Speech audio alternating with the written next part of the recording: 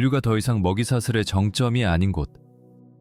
일본보다 더 거대한 땅이 태평양의 불의 골이 바로 위에 자리한 채 수세기 동안 세상의 지도에서 숨겨져 왔다. 어떤 이들은 이곳을 아시아의 아이슬란드라 부르지만 그 부드러운 비유는 잊어야 한다.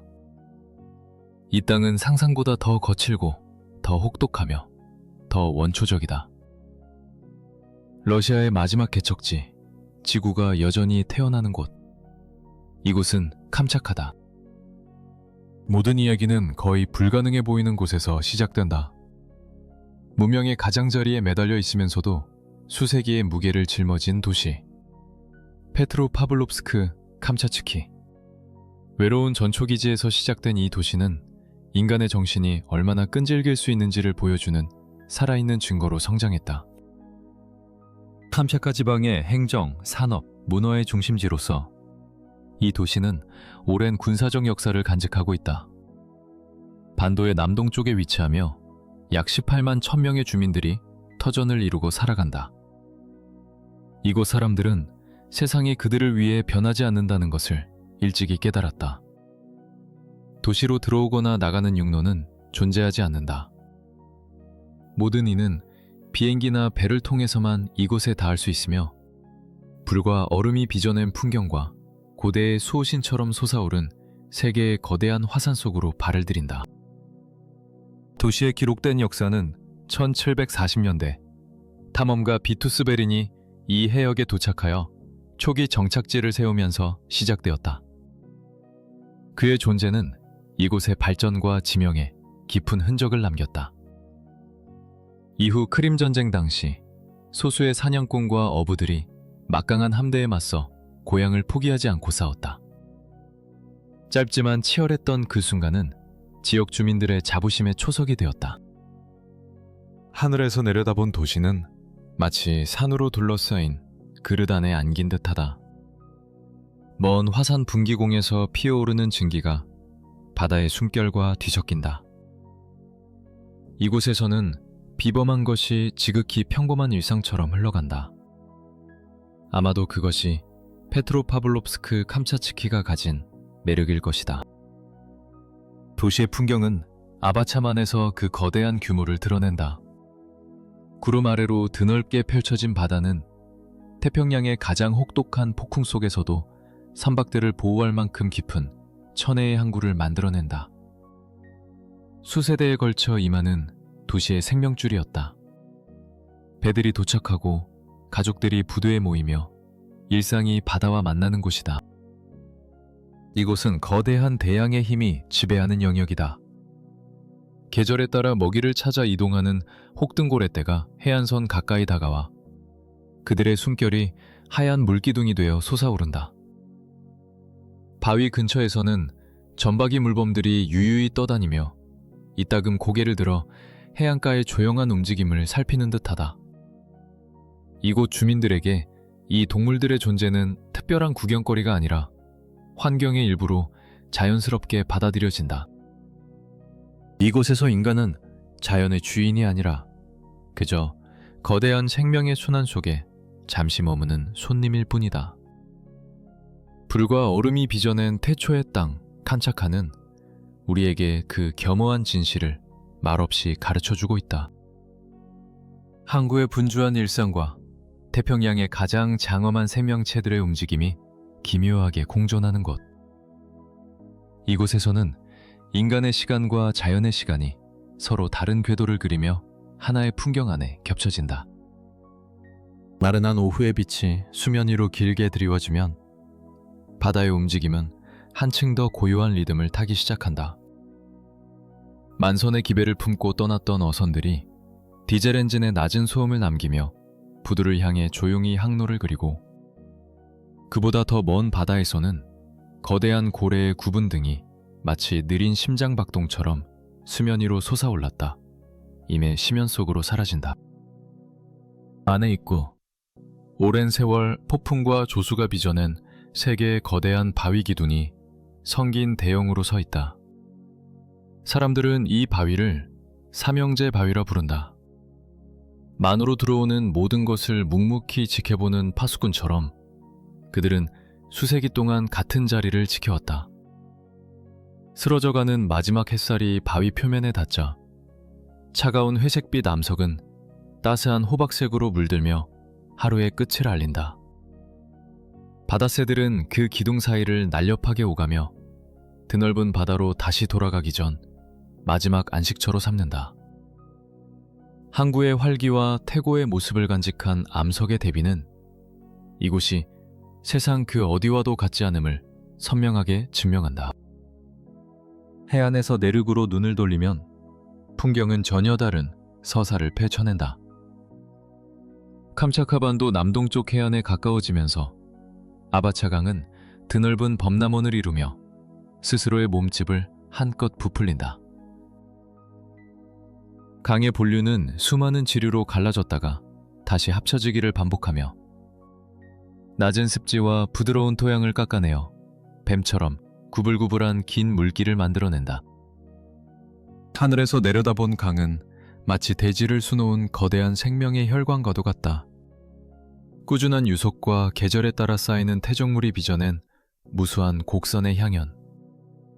이는 반도의 대부분을 차지하는 가파르고 직선적인 해안선과 극적인 시각적 대조를 이룬다. 강의 양편으로는 광활한 습지가 끝없이 펼쳐진다. 풀과 갈대, 버드나무 군락이 물의 높이에 따라 그 밀도를 달리하며 다채로운 녹색의 모자이크를 형성한다. 강이 구부러지는 곳곳에는 작은 연못들이 생겨나 지나가는 새의 날갯짓이나 멀리서 불어오는 바람에만 희미한 물결을 일으킬 뿐 거울처럼 고요한 수면을 유지한다. 느린 유속은 간이 매륙의 깊은 계곡에서부터 품고 온 모든 것을 침전시킨다. 범람원은 거대한 자연의 필터가 되어 대지로 흘러드는 모든 것을 정화하고 풋는다. 이곳은 야생동물들에게 중요한 완충지대 역할을 한다. 물새들은 고요한 소택지에 모여들고 민첩한 여우의 발자국은 단단하게 굳은 습지의 가장자리를 따라 선명하게 남는다. 강은 스스로의 길을 개척할 만큼 충분한 힘을 지녔으되 수백 미터에 달하는 정적의 공간을 보존할 만큼 느리고 관대하게 흐른다. 범람원이 바다를 향해 더욱 넓어지면서 강의 격렬했던 곡선은 점차 완만해지고 초목의 밀도도 옅어진다. 강은 태평양의 거친 조류와 만나기 전 마지막으로 고요한 숨을 고른다. 담수의 마지막 평온한 흐름은 거대한 바다의 힘 앞에 잠시 제 모습을 유지하다가 이내 해안선을 지배하는 더 강한 해를 속으로 스며든다. 그리고 마침내 해안선은 다시 한번 가장 원초적이고 엄숙한 모습으로 돌변한다. 발밑의 모래는 심연과도 같은 검은 빛을 띈다. 수천 년에 걸쳐 이 땅을 뒤덮은 화산재와 부서진 용암의 파편들이 만들어낸 칼락티르스키 해변의 검은 모래사장이 끝없이 펼쳐진다. 이곳에서 시간은 인간의 척도로 흐르지 않는다. 파도 소리는 대지가 내지르는 최초의 함성이며 검은 모래는 파괴가 곧 창조의 시작임을 증언한다. 모든 것이 태어나고 소멸하는 거대한 순환 속에서 우리는 잠시 머무는 관찰자에 불과할 뿐이다. 태평양의 심연으로부터 육중한 파도가 쉼없이 밀려온다. 검은 모래 위로 새하얀 포말이 부서지고 이내 쓰러지며 다시금 칠흑 같은 본연의 색을 드러낸다. 이 끝없는 반복 속에서 명백한 대비가 선명하게 되살아난다. 이곳의 태평양은 유독 날것의 감각을 품고 있다. 그 고동은 꾸준하지만 단호하며 한여름에도 뼛속까지 스미는 냉기를 실어 나른다. 바람은 낮은 안개를 해변 위로 밀어내며 풍경의 모든 날카로운 경계를 부드럽게 무너뜨린다. 검은 모래와 눈부신 파도, 그리고 자욱한 안개의 조합. 카락티르스키 해변은 세상 어디에서도 쉽게 찾아볼 수 없는 독특한 초상을 그려낸다. 이 차가운 물의 온도를 비웃기라도 하듯 현지인들은 서프보드를 들고 나타난다. 그들은 숙련된 눈으로 물의 흐름을 읽고 한치의 망설임도 없이 파도를 가르며 나아간다. 그들의 존재는 이 해안의 성격을 고스란히 압축해 보여준다. 때로는 혹독하지만 그 명료함과 광활함은 사람들을 다시 이곳으로 이끈다. 지극히 단순하면서도 결코 잊을 수 없는 풍경을 선사하며 해안의 풍경을 뒤로하고 내륙으로 향하면 대지의 숨결이 전혀 다른 방식으로 그 존재를 알린다. 가장 먼저 감각을 깨우는 것은 끓어오르는 증기가 내는 묵직한 소리다. 산비탈 곳곳에 흩어진 분출구에서 꾸준한 폭발음과 함께 솟아오르며 바람소리와 뒤섞여 낮은 울림을 만들어낸다. 새하얀 만년설이 불규칙한 형태로 지형을 가로지르고 고도가 높아질수록 순백의 얼음과 노출된 검붉은 화산암의 극명한 대비는 더욱 선명해진다. 녹아내린 물은 가느다란 수로를 이루며 미세한 퇴적물을 실어 나른다. 모든 물줄기는 반복되는 열기의 변화로 빚어진 더 깊은 분지를 향해 조용히 흘러든다. 중앙 분기공 가까이 다가서자 화산 활동은 절정에 이른다. 땅속 깊은 곳에서부터 밀려오는 열기는 거대한 수증기 기둥을 뿜어내고 이 기둥들은 바람 속에서 천천히 흩어졌다 다시 뭉치기를 반복한다.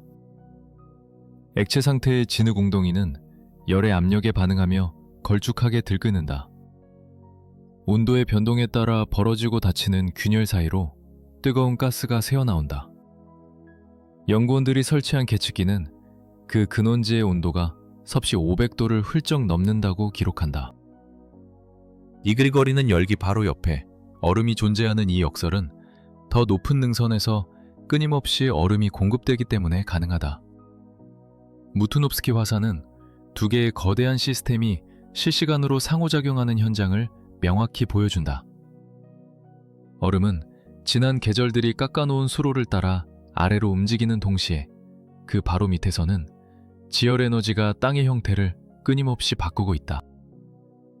그 만남의 지점은 다채로운 색의 변화와 급격한 온도차, 그리고 예고 없이 변하는 지표면으로 가득하다. 눈은 뜨거운 지대에 닿는 순간 불과 수초 만에 증발해버린다.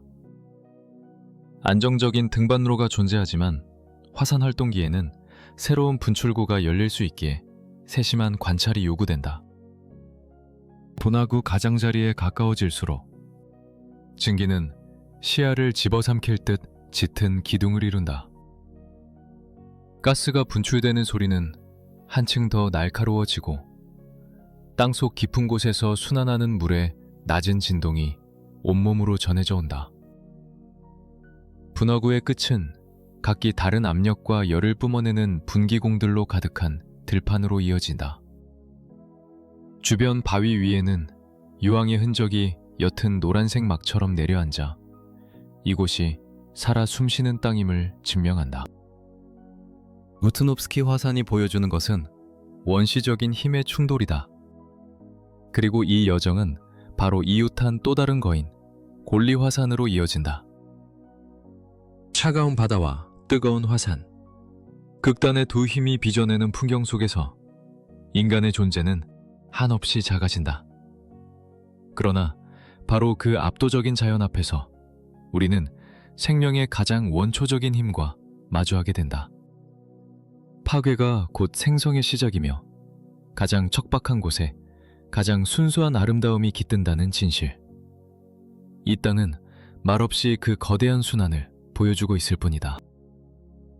무트노프스키 화산의 거친 사면을 지나자 배지는 숨을 고르듯 전혀 다른 풍경을 펼쳐놓는다. 화산재와 증기가 옅어지는 곳, 지형은 광활한 화산체, 골리 화산을 향해 완만하게 열린다. 그 정상에는 수백만 년에 걸친 붕괴와 분출의 흔적이 겹겹이 쌓여 있다. 반복된 함물과 폭발이 만들어낸 칼데라들은 저마다 이 거대한 산의 길고 장엄한 역사의 한 페이지를 기록하고 있다. 그중 하나의 분화구가 보는 이의 시선을 단숨에 사로잡는다. 가파른 암벽에 둘러싸인 깊고 고립된 공간. 그 바닥을 빈틈없이 채운 호수가 모습을 드러낸다. 수면은 분화구 가장자리에서 한참이나 아래에 자리하며 마치 대지의 깊은 눈동자처럼 신비로운 분위기를 자아낸다. 물은 강렬한 터키석 빛깔을 띈다. 이는 화산의 뜨거운 심장에서 비롯된 끊임없는 상호작용의 결과물이다. 땅속 깊은 곳에서부터 녹아나온 다량의 광물질과 산성화합물이 빚어낸 지구 내부의 화학작용이 만들어낸 경이로운 색채인 것이다. 분화구 내벽을 따라 난 가느다란 통풍구에서는 불규칙한 간격으로 희미한 가스가 새어나온다. 그 움직임은 느리고 절제되어 있다. 얇은 증기는 수면 위를 부드럽게 가로지른 뒤 허공으로 흩어지며 사라진다. 이 미세한 변화를 제외하면 분화구 주변의 모든 것은 완전한 정적 속에 잠겨 있다. 호수는 수위를 유지하고 암벽은 굳건히 서 있으며 가스는 피어올랐다 쓰러질 뿐이다. 분화구 가장자리에서 바라본 풍경은 영원히 변치 않을 듯한 고요함 속에서 보는 이의 시선을 물 아래 보이지 않는 곳에서 계속되는 거대한 과정으로 이끈다.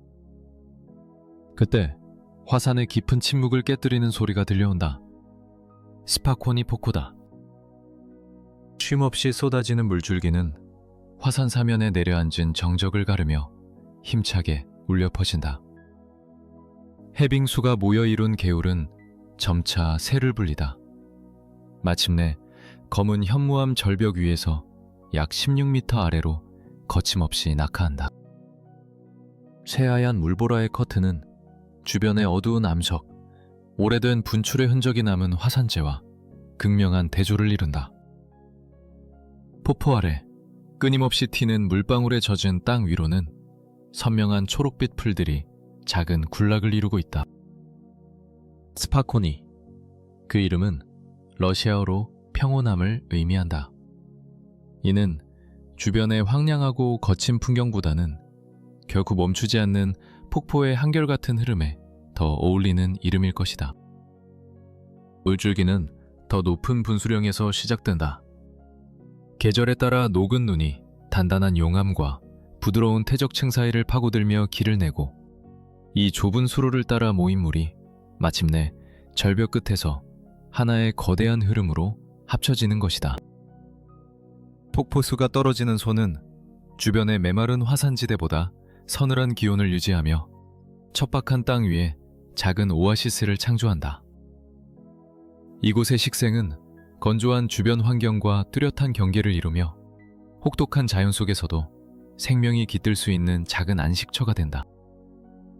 바위에 부딪히는 물소리는 안정적인 리듬을 유지하며 마치 자연의 맥박처럼 공간을 채운다.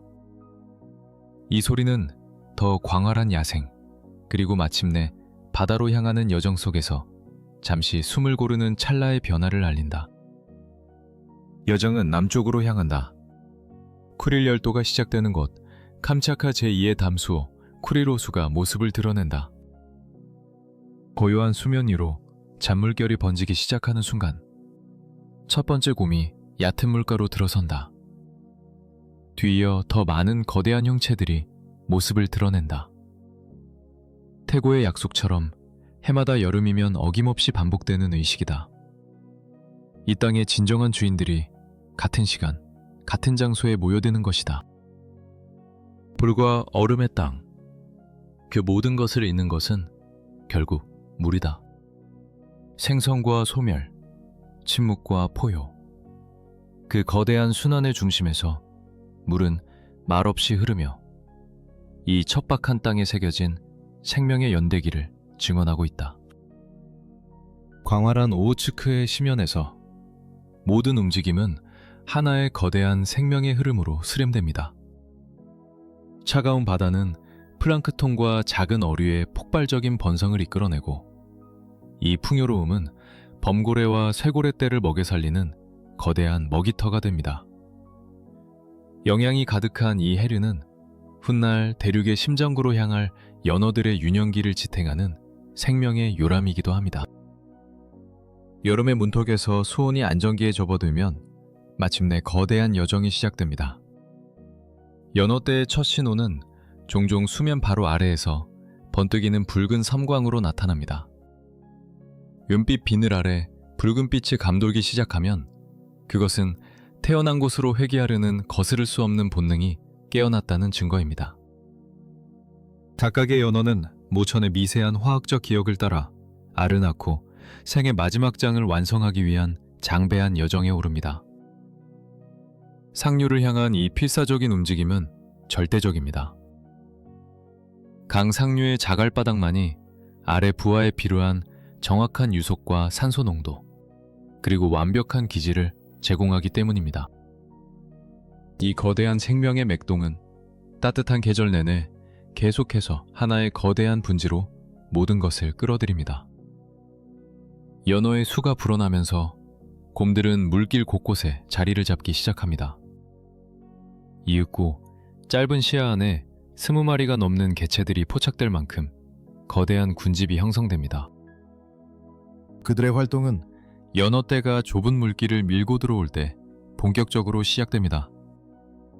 성체곰들은 묵직하게 자리를 지키며 물살의 미세한 떨림까지 감지하다가 순간적인 폭발력으로 움직임을 터뜨립니다. 어미의 곁을 떠나지 않는 새끼들은 숨을 죽인 채 무게중심의 미세한 이동 하나하나를 눈에 새깁니다. 이는 단순한 모방이 아닌 생존의 기술을 전수받는 엄숙한 의식입니다. 대부분의 곰들은 초여름, 첫 번째 강력한 연어떼가 호수로 밀려 들어올 때 도착합니다. 마치 보이지 않는 강줄기처럼 주변 계곡에서 뻗어나온 길들이 곰들을 하나의 물줄기로 이끌고 새로운 도착자들이 자리를 잡을 때마다 이 위대한 모임의 규모는 커져만 갑니다. 하루의 움직임은 명확한 순서를 따릅니다. 곰들은 물속을 거닐고 더 깊은 웅덩이로 이동하며 자갈톱에서 휴식을 취하다가도 물살의 흐름이 바뀌면 어김없이 같은 장소로 돌아옵니다. 새끼들은 성체의 경로를 그대로 따라 밟으며 물고기가 모이는 곳과 무리의 질서를 깨트리지 않고 접근하는 법을 배웁니다. 그들은 오직 사냥하고 먹습니다. 기나긴 겨울잠을 버텨낼 지방층을 축적할 때까지 이 행위는 쉼없이 반복됩니다. 연어는 고밀도의 에너지원이며 곰들은 이 기회의 창이 열려있는 동안 모든 것을 쏟아붓습니다. 어기 활동의 순환이 계속되면서 곰들이 얕은 물을 지날 때마다 피어오른 흙먼지는 다음 물살이 오기 전까지 고요히 가라앉습니다. 수위는 돌아오는 해류와 함께 변하고 곰들은 연어떼의 새로운 움직임이 만들어낸 활동 지점을 중심으로 스스로를 재배치합니다. 연어의 마지막 숨결은 곰의 겨울을 위한 지방으로 축적되고 그들의 몸은 다시 숲의 자양분이 되어 거대한 생명의 순환을 완성합니다. 이곳에서 죽음은 끝이 아니라 또 다른 시작을 약속하는 장엄한 자연의 섭리일 뿐입니다. 암컷이 마침내 적합한 자갈바닥에 다다르면 얕은 홈을 파고 그 안에 자신의 모든 것을 쏟아붓는다. 생의 마지막 임무인 산란이 시작되는 것이다. 수컷은 그 곁을 지키며 짧은 시간 동안 방정을 하고 이내 암수 모두 기력이 쇠하기 시작한다. 장엄했던 여정의 마지막 장은 산란 직후 막을 내리고 그들의 몸은 조용히 강기슭으로 밀려나 쌓인다. 그러나 이들의 죽음은 결코 끝이 아니다. 오히려 거대한 순환의 시작을 알리는 신호탄이다. 강가에 쌓인 연어의 사체는 굶주린 곰들에게 귀한 단백질 공급원이 되고 새들과 작은 포식자들은 물살이 느려져 사체가 드러난 구역으로 모여든다. 보이지 않는 곳에서는 더욱 근원적인 순환이 일어난다. 부패한 몸은 강물의 영양분을 녹여내고 그 물질들은 태적물에 정착하여 주변 식생의 뿌리로 스며든다. 숲은 연어의 희생을 자양분 삼아 더욱 푸르게 자라난다. 강은 끊임없이 도착하는 새로운 연어의 물결에 따라 스스로를 바꾸고 자갈을 옮기며 호수와 해안으로 향하는 물길을 재편한다. 지표면의 작은 균열 사이로 희미한 증기가 피어오른다. 땅 아래에 얼마나 거대한 열이 저장되어 있는지를 보여주는 첫 번째 신호다. 지각 상부에 자리한 뜨거운 용암이 지하수를 데우고 그 막대한 에너지가 간헐천 계곡의 역동적인 풍경을 빚어낸다. 이곳에는 25개의 주요 간헐천과 약 175개의 작은 분출 지점이 있으며 각각의 지점은 규칙적인 주기로 뜨거운 물과 증기를 하늘로 뿜어낸다. 분출구 주변의 축축한 땅은 미생물 매투와 이끼가 자랄 수 있는 유일한 터전이 되어 물이 흐르는 길을 따라 선명한 색상의 띠를 만들어낸다. 하지만 이 계곡은 2007년에 있었던 거대한 사건의 흔적을 아직도 고스란히 간직하고 있다. 시속 약 22에서 25마일의 속도로 강력한 산사태가 경사면을 따라 쏟아져 내렸다. 흙과 는, 바위더미는 초목을 송두리째 뽑아내며 강을 향해 돌진했다. 잔해는 일시적인 댐을 만들어 온천지대의 테라스와 폭포, 그리고 페르베네츠와 같은 여러 유명 간헐천들을 수몰시켰다. 두꺼운 퇴적층은 뜨거운 물의 흐름을 바꾸었고 계곡 아래쪽 테라스에서 피어오르던 증기의 패턴을 완전히 비바꿔 놓았다. 회복은 여러 단계에 걸쳐 서서히 진행되었다. 6년 후 간헐천 호수의 수위가 낮아지면서 홍수 퇴적물 아래 오랫동안 묻혀있던 분출구들이 모습을 드러냈다. 2014년 또 다른 산사태가 간헐천강으로 밀려들었다. 이 충격으로 자연적으로 형성되었던 댐이 손상되면서 호수에 물이 빠져나갔고 더 많은 지형이 세상 밖으로 드러났다. 만리 간헐천이 활동을 재개했고 지표 아래의 압력이 재편되면서 훗날 베르라는 이름이 붙여진 새로운 간헐천이 탄생했다. 빛이 바뀌고 증기가 분지를 가로지를 때 새롭게 드러난 물길과 퇴적층은 더욱 뚜렷해지며 저 너머에 더 광활한 지열지대로 향하는 길을 안내한다. 부서진 능선으로 둘러싸인 거대한 분지가 모습을 드러낸다. 오래전 화산 활동이 남긴 거대한 붕괴의 흔적, 직경 약 6마일에 이르는 우존 칼데라다. 그 내부에는 수많은 온천과 열탕이 들끓고 있다. 강의 흐름부터 땅속 깊은 곳의 맥박에 이르기까지 모든 것은 사라지고 또다시 태어난다. 파괴는 새로운 창조를 위한 서곡이며 죽음은 생명의 순환을 완성하는 필연적인 과정이다. 이 거대한 힘 앞에서 우리는 시간의 흐름 속에서 끊임없이 변화하며 스스로를 재창조하는 지구의 장엄한 드라마를 목격할 뿐이다.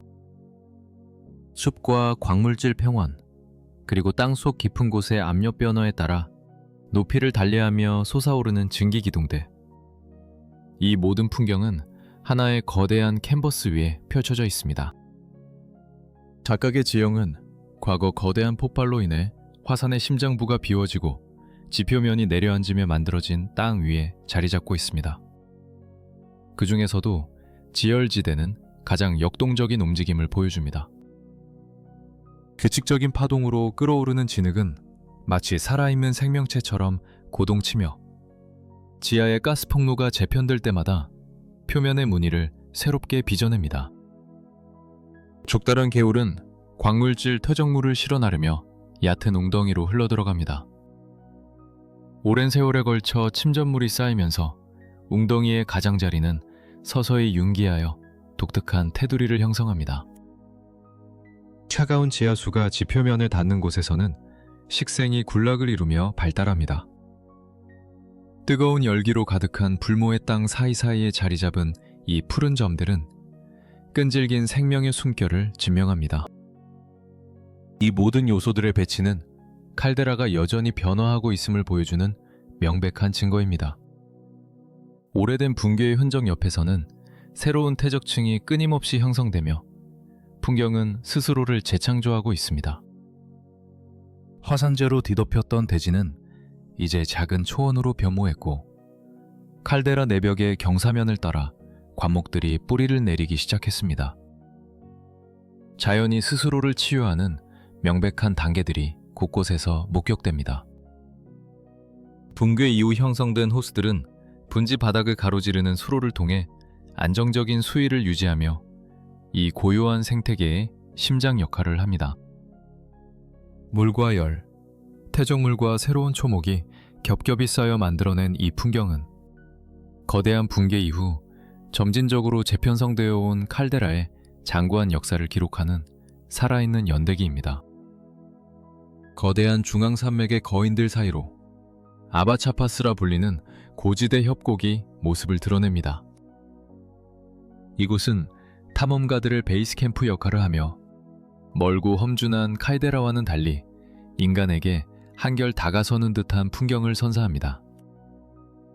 이 협곡의 중심에는 카말산이라 불리는 기묘한 암석 지형이 우뚝 솟아 있습니다. 멀리서 보면 그 들쭉날쭉한 두 개의 봉우리는 눈밭에 앉아있는 낙타의 실루엣을 놀라울 정도로 정확하게 닮아 있습니다. 그 정체는 화산 압출물, 즉 지표면으로 솟아오른 마그마 덩어리가 그대로 굳어진 후 수만 년의 비바람과 침식에 의해 깎여나가 지금의 모습을 갖추게 된 것입니다. 북쪽의 죽음의 지대와는 달리 이 협곡은 작고 분주한 생명으로 가득 차 있습니다. 이곳은 북극 땅다람쥐, 현지에서는 이브라시카라 불리는 작은 생명체들의 영토입니다. 황금빛 불꽃 같은 털을 가진 이 작은 동물들은 바위 위에 두 발로 똑바로 서서 침입자를 경계하는 모습으로 유명합니다. 우리가 미끄러운 자갈과 차가운 경사면 위에서 위태롭게 발을 내디는 동안 이 작은 생명체들은 절대적인 평온함 속에서 자유자재로 움직입니다. 그들이야말로 이곳의 진정한 주인이자 인간이 고작 몇 시간밖에 견딜 수 없는 이 혹독한 풍경에 완벽하게 적응하도록 설계된 존재들입니다. 풍경은 다시 한번 거칠게 변모합니다. 톨바치 화산의 낮은 측면으로 균열과 파편으로 가득한 용암지대가 광활하게 펼쳐집니다. 과거 여러 차례의 틈새 분출이 녹아내린 암석의 흐름을 길고 불규칙하게 바꾸어 놓으며 지금의 지형을 조각했습니다. 길은 톨바치 화산을 향해 이어지고 지표면은 굳어버린 현무암 능선과 화산재 평원, 그리고 여전히 희미한 미열의 흔적을 내뿜는 고립된 분기공들로 부서져 있습니다. 땅은 날카로운 질감을 지니고 있습니다. 돌들은 값진 조각으로 깨져 있고 그 표면은 과거 화산 활동이 남긴 미세한 퇴적물로 얇게 코팅되어 있습니다. 이곳에서 시간은 인간의 척도로 흐르지 않습니다. 파괴는 끝이 아닌 새로운 시작의 서곡이며 생명은 가장 혹독한 절망 속에서도 기어이 길을 찾아냅니다. 화산의 제위에서 피어나는 한 폭의 풀처럼 대지는 침묵 속에서 자신의 장구한 역사를 써내려가고 있을 뿐입니다. 광활한 대지의 표면 위로 시간의 흔적이 극명하게 엇갈린다. 오래된 용암은 오랜 세월에 걸쳐 식어가며 어둡고 매끄러운 피부를 갖게 되었지만 더 가까운 과거의 흐름은 깊은 구멍과 날카로운 모서리를 지닌 거친 구조물을 빚어냈다. 화산재가 겹겹이 쌓여 만들어낸 옅은 색의 띠가 벌판을 가로지르고 곳곳에 남은 그을린 흙의 자국은 가장 최근에 있었던 지열의 움직임이 지나간 경로를 말없이 증명한다. 이곳 톨바칙 화산지대는 한때 인류의 원대한 꿈이 시험받던 비밀스러운 무대였다. 불규칙한 지명과 명암 대비가 거의 없는 빛의 조건은 달 표면과 놀랍도록 흡사했다. 이 척박한 땅은 소련의 달 탐사 로버 루노호트의 시제품을 시험하기 위한 완벽한 훈련장이었다. 다양한 경사면과 부서진 용암 조각들은 극한의 지형 속에서 탐사선의 접지력, 센서의 정확성, 그리고 장비의 내구성을 평가할 수 있는 귀중한 기회를 제공했다. 수십 년이 지난 지금도 특정 경로를 따라 당시의 시험이 남긴 희미한 흔적을 발견할 수 있다. 단단하게 압축된 바퀴 자국과 흐트러진 화산재의 미세한 무늬는 차가운 우주를 향했던 뜨거운 열망의 속삭임처럼 남아있다. 빛의 용암 평원을 가로지르자 새로운 균열의 윤곽이 뚜렷해지며 높은 화산 원뿔과 산맥 깊숙이 이어지는 화산 회랑으로 시선을 이끈다. 그리고 그 길의 끝에서 시선은 마침내 기이하고도 장엄한 풍경에 닿는다. 죽음의 숲이 서 있다. 화산재와 굳어진 모래로 뒤덮인 광야를 가로질러 검은 실루엣들이 우뚝 솟아있다. 1975년의 대분화 당시 뜨거운 용암류에 휩쓸려 사라진 숲의 마지막 잔해다. 가지 하나 없이 하늘을 향해 뻗은 앙상한 기둥들. 그 표면은 강력한 열기에 의해 단단하게 굳어버렸고 생명의 색을 모두 잃어버렸다. 각각의 나무 기둥은 화산의 흐름이 계곡을 덮치기 직전 살아있는 나무가 뿌리내리고 있던 바로 그 자리에 고정된 채 영원의 시간을 맞이했다. 대지는 화산 퇴적물이 남긴 잿빛과 붉은 빛의 미묘한 혼합을 머금고 있다. 바람이 불 때마다 느슨한 화산재가 얕은 물결을 이루며 나무 기둥의 밑동으로 모여든다. 이곳을 지배하는 절대적인 고요는 그날의 사건이 얼마나 거대했는지를 명확하게 보여준다. 한때 울창했던 숲 전체가 마지막 순간의 모습 그대로 보존되어 있다. 형태는 변했지만 그들의 성장을 결정했던 경사면을 따라 여전히 정렬된 채로. 그 시각적인 무게감은 수직으로 솟은 나무들의 온전한 선과 그 주위를 둘러싼 텅 빈 공간의 극명한 대조에서 비롯된다. 이는 상실과 인매라는 서로 모순되는 두 가지 감정을 동시에 전달하는 한편의 서사시다. 제2평원을 가로지르는 나무 기둥들의 배열은 분화가 이 경사면을 재편하기 전 숲이 어떤 모습으로 서 있었는지를 보여주는 명확한 지표가 된다. 지면의 미세한 윤기와 함몰은 오래전 용암이 흘렀던 방향을 따르고 기둥들 사이의 간격은 땅속에 묻힌 숲의 거대한 규모를 짐작하게 한다. 이 보존된 파괴의 파편은 더 거대한 힘의 존재를 암시하며 시선은 자연스럽게 더 높은 화산지대로 향한다. 대지는 서서히 그러나 단호하게 융기하며 마침내 거대한 검은 재단을 형성한다. 그 장엄한 기반 위에 크릴처스카야 숍카가 서 있다. 유라시아 대륙에서 가장 높은 활화산이자 이 화산대 전체에서 가장 압도적인 존재감을 드러내는 거인.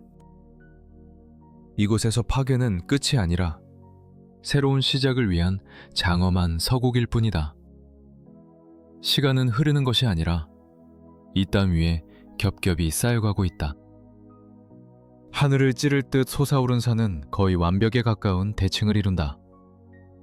그 경사면은 1년 중 대부분 녹지 않는 순백의 눈으로 뒤덮여 있다.